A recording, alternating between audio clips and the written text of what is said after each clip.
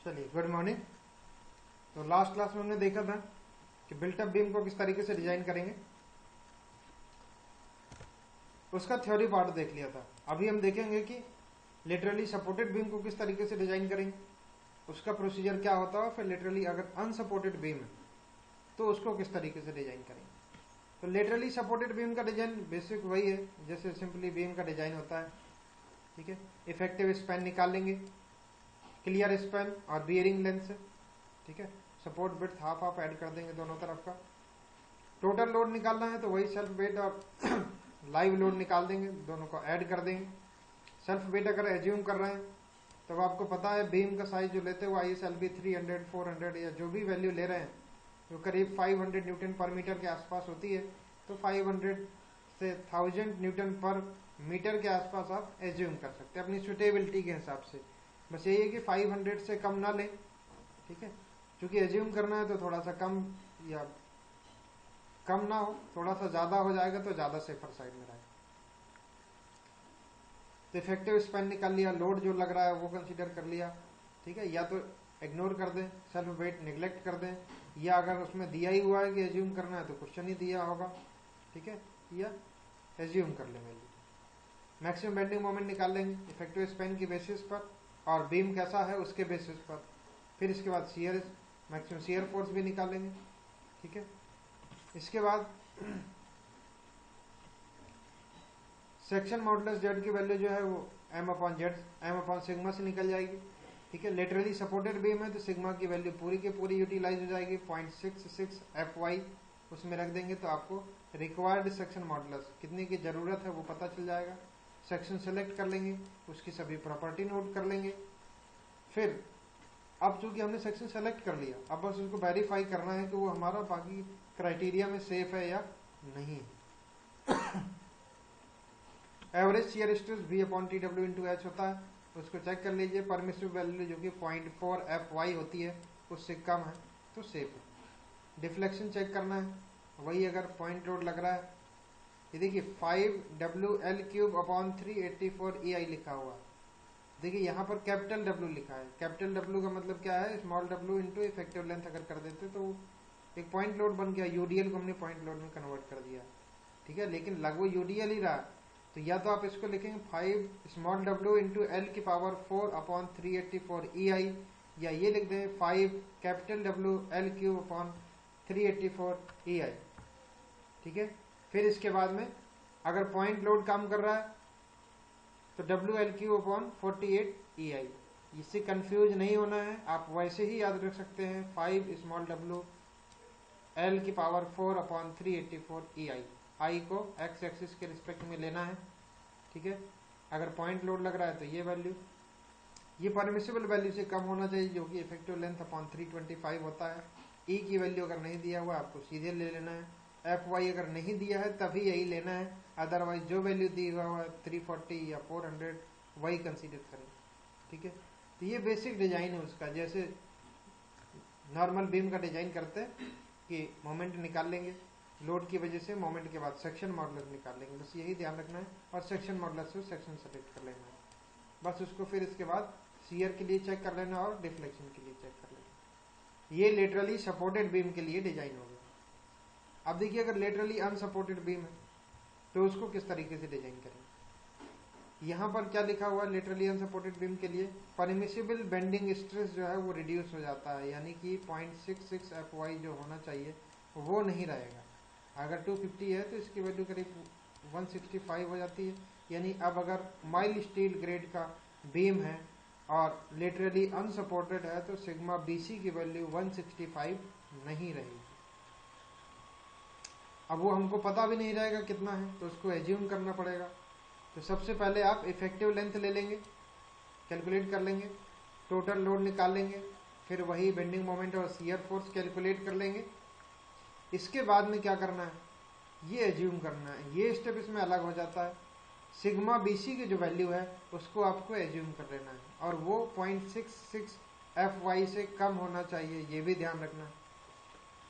इसके बाद में वही सेक्शन मॉडुलस कितना रिक्वायर्ड है वो आप सेलेक्ट कर लेंगे। तो total load, bending moment, shear force ये सब कैलकुलेट हो गया है। उसके बाद में इस फार्मूले का यूज करेंगे तो यहाँ से आपको जेड की वैल्यू पता चल जाएगी। जेड इक्वल टू जो मोमेंट लग रहा होगा मैक्सिमम बेंडिंग मोमेंट, उसको सिग्मा बीसी जो आपने एज्यूम किया है उससे डिवाइड कर देंगे तो रिक्वायर्ड सेक्शन मॉडुलस हमको पता चल जाएगा। उसके बेसिस पर सेक्शन सेलेक्ट कर लेंगे, ठीक है। जो इसके पास में वैल्यू होगी उसके बेसिस पर स्टील टेबल से आप सेक्शन सेलेक्ट कर लेंगे। उसके बाद में इफेक्टिव लेंथ जो आपको क्वेश्चन में या तो दिया होगा, ये सपोर्ट कंडीशन दिया होगा, ठीक है। यहाँ पर इफेक्टिव लेंथ निकालने के लिए अनसपोर्टेड बीम में कैसे निकालना है काफ़ी डिटेल में दिया हुआ है, आपके IS कोड में सेक्शन 6 जो है उसमें दिया हुआ है, ठीक है। इफेक्टिव लेंथ निकाल लेंगे। अब इफेक्टिव लेंथ पता चल जाएगा, उसको आपने जो सेक्शन है उसकी पूरी प्रॉपर्टी नोट कर लेना है। Thickness of web, thickness of flange, IXX, IYY, ZX, ये सब वैल्यू इसमें नोट कर लेंगे। L इफेक्टिव अपॉन RYY निकाल लेंगे। कंप्रेशन फ्लेंज के लिए मैक्सिमम स्लैंडरनेस रेशियो की वैल्यू 300 से ज़्यादा नहीं होना चाहिए। अब जो सेक्शन हमने सेलेक्ट किया है उसके लिए दो पैरामीटर जो ज़रूरी होते हैं टेबल से सिग्मा BC निकालने के लिए, तो वो दोनों पैरामीटर पहले निकाल लें कि T/TW और D1/TW की वैल्यू कितनी है। ठीक है, मतलब है thickness of compression flange, thickness of web, उनका रेशियो कितना है, 2 से कम है या 2 से ज़्यादा है। D1/TW कितना है, 85 से कम है या ज़्यादा है। तो पहले आपको एग्जैक्ट वैल्यू निकाल लेना है फिर जो भी क्राइटेरिया होगा उसके बेसिस पर ये जो टेबल दी हुई है उनका यूज करना है, जो कि 6.1 से 6.F तक दिया हुआ, 6.1F तक दिया हुआ। तो ये मैंने आपको बताया था 6 टेबल है अलग अलग, लेकिन 3 अलग अलग कैटेगरी के लिए दिया हुआ है, FY 250, 340 और 400। वो आप उसमें देखेंगे तो आपको पता चल जाएगा। अब हमने T/TW और D1/TW निकाल लिया है। अब उसके बाद for section find D/T, then using D/T and L effective upon RYY find actual permissible bending stress. ठीक है, सिलेक्टेड सेक्शन के लिए T ये जो वैल्यू है वो सभी नोट कर लें जितने की भी रिक्वायरमेंट है, ठीक है, जो भी इसमें लगेगा।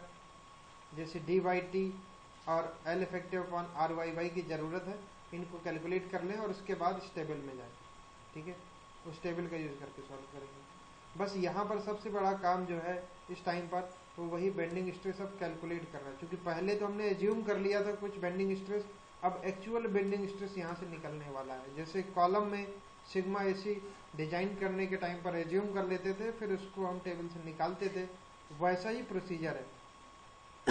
वहां पर इंटरपोलेशन एक ही बार में हो जाता था, यहाँ पर दो पैरामीटर है, D/T भी है और L इफेक्टिव अपॉन RYY, वहां पर एक ही होता था, केवल L इफेक्टिव अपॉन R जो कि स्लेंडरनेस रेशियो कहलाता था, लेकिन यहाँ पर दूसरा पैरामीटर भी, ठीक है। अब इसके बाद रिक्वायर्ड सेक्शन मॉडुलस, यहाँ से सिग्मा BC हमने निकाल लिया है चूंकि, तो अब अप्लाइड मोमेंट को रिक्वायर्ड वो जो हमने sigma BC actual value calculate कर दिया है टेबल से, उससे डिवाइड कर देंगे, ठीक है। तो ये हमको यहाँ पर पता चल जाएगा। अब इसकी वजह से मोमेंट ऑफ रेजिस्टेंस निकालेंगे, तो मोमेंट ऑफ रेजिस्टेंस जो है वो सिग्मा BC जो हमने कैलकुलेट किया है उसको सेक्शन मॉडुलस जो हमने अभी यहाँ पर निकाला है उससे मल्टीप्लाई कर देंगे। अब अगर ये जो हमारा मोमेंट अप्लाई हो रहा था उससे ज़्यादा आ रहा है तो मतलब सही है, क्योंकि moment of resistance applied moment से ज़्यादा है तो सेफ है। अगर ऐसा नहीं है फिर हमारा सेक्शन अनसेफ हो जाएगा। तो अगर जो हमारा Z आया है वो Z रिक्वायर्ड से ज़्यादा है, इसका मतलब हमने जो प्रोवाइड किया वो ज़्यादा है और रिक्वायरमेंट कम है, इसका मतलब उसको यूज कर सकते हैं। लेकिन अगर जो Z हमने प्रोवाइड किया है वो रिक्वायर्ड से कम आ गया है, यानी रिक्वायरमेंट ज़्यादा की है, हमने कम प्रोवाइड किया है, तो फिर हमें ऐसा सेक्शन सेलेक्ट करना पड़ेगा जिसका सेक्शन मॉडुलस ज़्यादा हो, ठीक है। और फिर उसके बाद वही शियर और डिफ्लेक्शन के लिए चेक कर लेना है, जैसे लेटरली सपोर्टेड बीम में चेक करते थे, उसी तरीके से उसको चेक कर लेना है। तो यहाँ देखिए सपोर्टेड बीम में सिग्मा BC हमको पता होता है और अनसपोर्टेड बीम में सिग्मा BC की वैल्यू हमको पता नहीं होती है। तो पहले एज्यूम करना है, फिर जो डाटा की रिक्वायरमेंट है उसको हमें कैलकुलेट कर लेना है, उसके बेसिस पर ही उसको फिर सॉल्व कर लेंगे, ठीक है। तो अनसपोर्टेड बीम में सिग्मा BC की जो वैल्यू है उसको हम पहले एज्यूम कर लेंगे। कितना एज्यूम करना है वो अपना डिपेंड करेगा कि Fy की वैल्यू कितनी है, किस ग्रेड का मटेरियल उसमें से यूज हुआ है, उसके बेसिस पर उसको करेंगे और उसी के बेसिस पर सॉल्व कर देंगे। चलिए अगली क्लास में हम देखेंगे इसके न्यूमेरिकल्स के बारे में, किस तरीके से उसको सॉल्व करना है।